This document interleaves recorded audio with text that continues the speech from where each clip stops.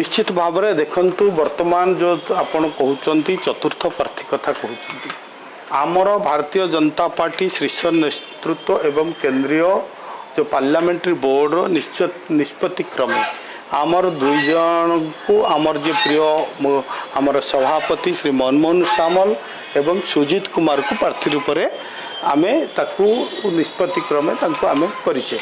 तेणु आउ जो रहिला कथा तृतीय जो चतुर्थ प्रार्थी श्री दिलीप राय से दिलीप राय को मध्य समर्थन देवाई भारतीय जनता पार्टी निष्पत्ति करिछि।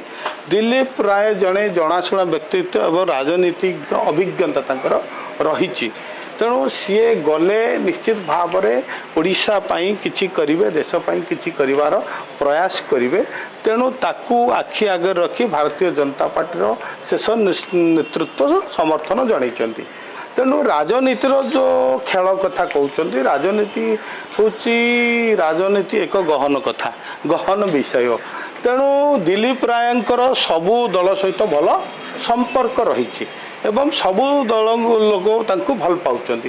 तेणु ताकू आखि आगे रखी मु भावुची निश्चित भाव में दिलीप राय विजय लाभ कर। किंतु बीजेडी कांग्रेस जो भाई मिलित प्रार्थी गणित कहवा 33 रोचे मिलित भाव में। तेणु प्रार्थी जितवा नहीं विशेष भाव में स्पष्ट देखा दाबी कर निश्चित भाव में देखो मुझे कहली ना राजनीति हूँ गहन कथा से जो सूत्र गणित सूत्र रे जी